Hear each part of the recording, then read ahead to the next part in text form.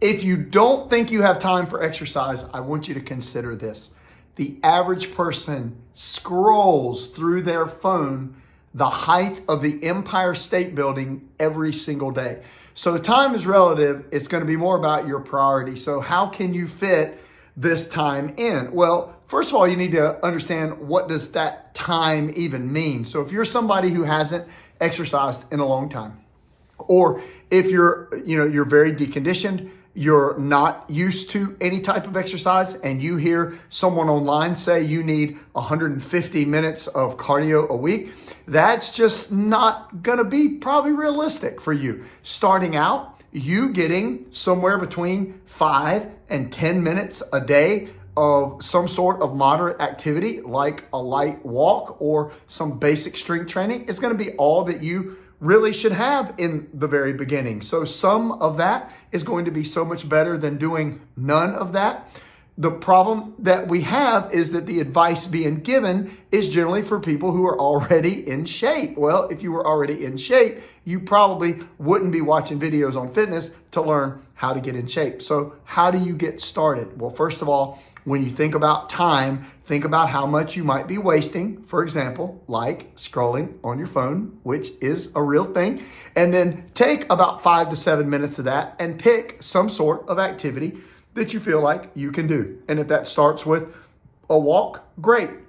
We don't really consider walking exercise per se, because it's something that should be part of a baseline. But if you don't have any baseline yet, then beginning with that walking is fine. Now, should it be combined with some sort of strength work? We feel like absolutely yes, that the most beneficial thing that you can do is to begin a strength program and to optimize your protein intake. So again, who am I talking to? I'm talking to people that haven't worked out, don't understand it, have deconditioned, have been injured by some crazy workout advice they received in the past, which there's a lot of those people out there.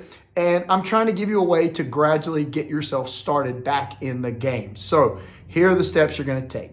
You're going to consider how much time you're spending doing things like scrolling through social media or watching YouTube videos. Then take a small fragment of that time, 5, 7, maybe 10 minutes out, and say, hey, look, if I can do that, I can spend 10 minutes or whatever that is a day doing some sort of exercise. So then you begin a walking routine.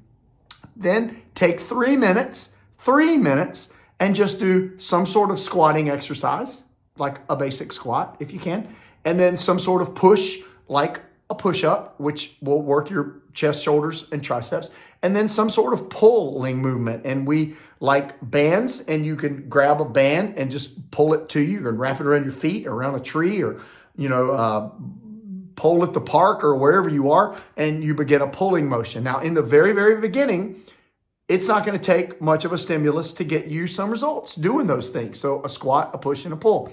Then as you get better, you basically add resistance, and then you can add more movements to your routine. But if we're talking getting started, and we're talking that time is a variable that is your reason for not beginning, then it's worth it to consider starting something very simple that takes very little time, that can benefit you so much in the long run. Hey, if you want to learn how we help people do this, we help people primarily over age 40 get started in fitness programs and go from the couch to a whole different version of themselves in 60 to 90 days, just with proper strength training, developing good baseline, optimizing protein, and doing it with a lot of support and a lot of accountability, which is how we like to do things. So our link to our programs are down below. We'd love to have you. And also we have a free Facebook group where we do more in-depth versions of coaching just like this. Have a great day.